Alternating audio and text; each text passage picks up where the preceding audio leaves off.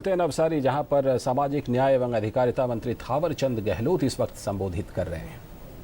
2 महीने पहले भी हो सकता था, पर हमारे मंत्रालय ने ये सोचा था कि प्रधानमंत्री जी के कर कमलों से ही ये सबसे बड़ा कैंप है, यहाँ के लाभार्थियों को उपकरण देने का काम करेंगे। बहुत खुशी है, प्रधानमंत्री जी ने स्वीकृति दी और आज इस उपकरण वितरण समारोह में 11,330 लाभार्थियों को 11 करोड़ से अधिक की धनराशि के उपकरण बांटने का काम हो रहा है। इसके पहले मोदी साहब के नेतृत्व में समय समय पर उन्होंने जो मार्गदर्शन किया, निर्देशन दिया,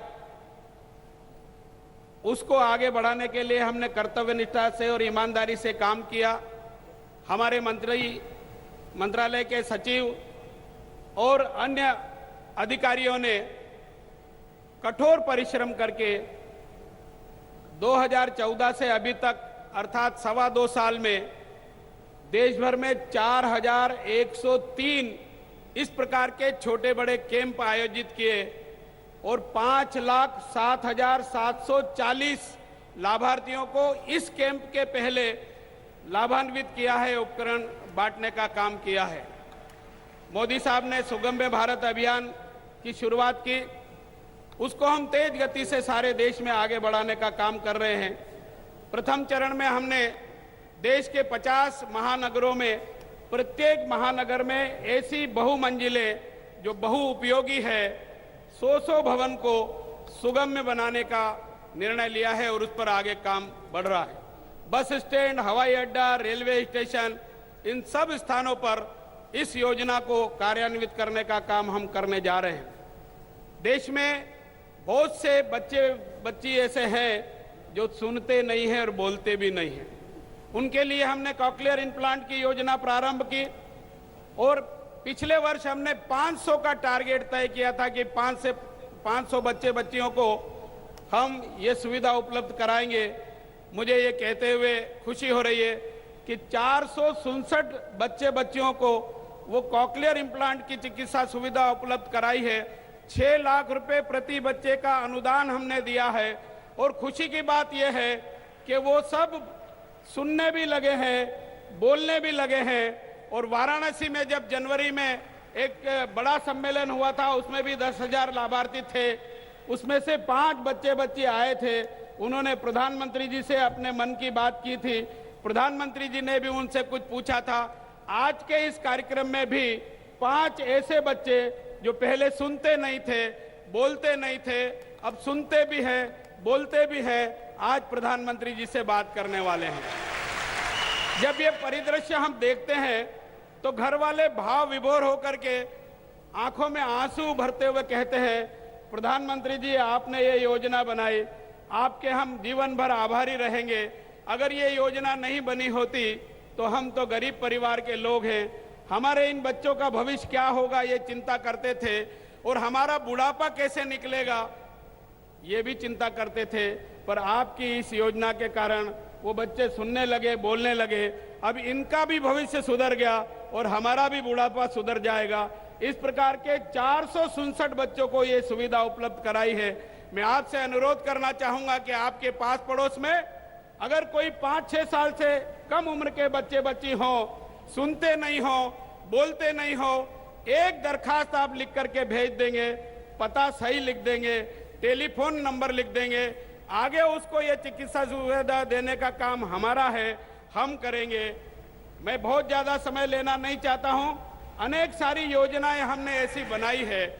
उन योजनाओं के माध्यम से जो सुनते नहीं, बोलते नहीं, उनके लिए संकेत भाषा की पढ़ाई, जो देखते नहीं है उनके लिए ब्रेल भाषा की पढ़ाई। और इन 2.25 साल में हमने जिस प्रकार से आज यहाँ 3 वर्ल्ड रिकॉर्ड बने हैं। कल शाम को मोदी साहब के जन्म दिवस की पूर्व संध्या में 1002 बच्चों ने 30 सेकंड में दिए जलाने का कार्यक्रम किया।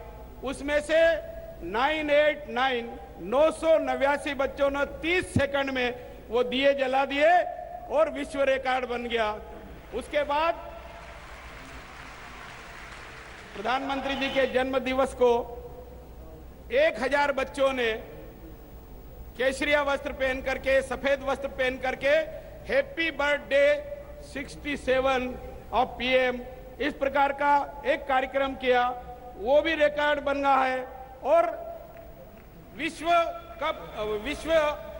गिनीज बुक वाले जो टीम आई है उन्होंने अनाउंस कर दिया है कि ये भी वर्ल्ड गिनीज बुक में दर्ज हो रहा है। और उसके बाद हमने जो सुनते नहीं उनको सुनने की मशीन दी है। मशीन हमने लगभग 1700 लोगों को दी है, 3400 मशीनें दी है, पर उस टीम ने 500 का रिकॉर्ड अपने यहां दर्ज किया और उसको भी world book of Guinness book में दर्ज करने की घोषणा कर दी। ये 3 वर्ल्ड रिकॉर्ड आज यहां मोदी साहब के जन्म दिवस के उपलक्ष्य में बने हैं। मैं तो ये भी कह सकता हूं कि इन 2.25 साल में जो हमने 5,740 लाभार्थियों को लाभान्वित किया है, ये भी वर्ल्ड रिकॉर्ड है। वाराणसी में 10,000 से अधिक लाभार्थियों को हमने ये सुविधा दी थी। उस समय भी टीम आई थी, पर कुछ टेक्निकल कारणों से उन्होंने उसको अस्वीकार कर दिया था। और वो जो टेक्निकल कारण थे आज हमको बताए, वो हमने आज ठीक कर लिए और तीनों कार्यक्रम विश्व रिकॉर्ड बन चुके हैं। मैं आज के इस अवसर पर भाव विभोर हूं। प्रधानमंत्री जी ने जब जब हमको निर्देश दिया, आदेश दिया, हमने कर्तव्यनिष्ठा और ईमानदारी से इस मंत्रालय में कठोर परिश्रम करके काम करने का प्रयास किया है।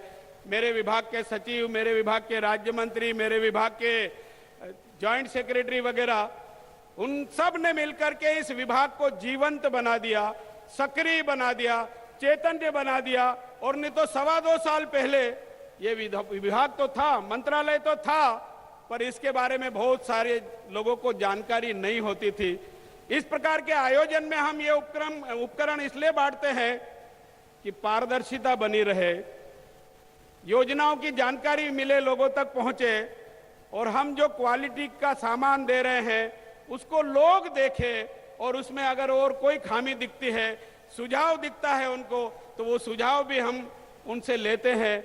निरंतर हम सुधार करने का प्रयास कर रहे हैं। हमारा प्रयास है कि अगले 2 वर्षों में जिसके हाथ नहीं है, पैर नहीं है, उनको आधुनिकतम हाथ और पैर बनाकर देने का काम करने वाले हैं। हमने जर्मन की एक ऑटोबॉक नाम की संस्था से एमओयू किया है, एक इंग्लैंड की मोटिवेशनल नाम की संस्था है, उसके साथ एमओयू किया है। हमारी टेक्नोलॉजी वो ले रहे हैं, उनकी टेक्नोलॉजी हम ले रहे हैं, और हमारा प्रयास है कि हम ऐसे हाथ पैर बना करके देंगे कि व्यक्ति ओरिजिनल हाथ पैर प्राप्त नहीं करने के बाद भी उसके जैसा अनुभव करेगा। इसके साथ ही साथ आपने देखा होगा रियो ओलंपिक में सामान्य वर्ग के लोगों ने मेडल जीतने में सफलता प्राप्त नहीं की। उसमें 2 बहनों ने मेडल जीते थे, पर इसमें 4 दिव्यांगों ने, 2 ने गोल्ड मेडल जीते, एक ने सिल्वर मेडल जीता, एक ने ब्रॉन्ज मेडल जीता। हमने हमारे मंत्रालय की ओर से यह तय किया है कि हम उनका सम्मान भी करेंगे और देश भर में स्पोर्ट्स को प्रचारित करने के लिए, प्रोत्साहित करने के लिए हम फर्स्ट फेज में 5 नेशनल लेवल के दिव्यांग स्पोर्ट्स सेंटर स्थापित करेंगे। राज्यों ने जहां जहां जमीन दी है, डीपीआर बनाने का काम चल रहा है। मैं विश्वास दिलाता हूं आप सबको कि मोदी साहब के नेतृत्व में हम दिव्यांगों का सशक्तिकरण करने में सफलता प्राप्त करेंगे। आपका सहयोग, समर्थन, आशीर्वाद मिलता रहे, इसी प्रार्थना के साथ आप सबका बहुत बहुत आभार व्यक्त करता हूं। धन्यवाद। जय हिंद, जय भारत।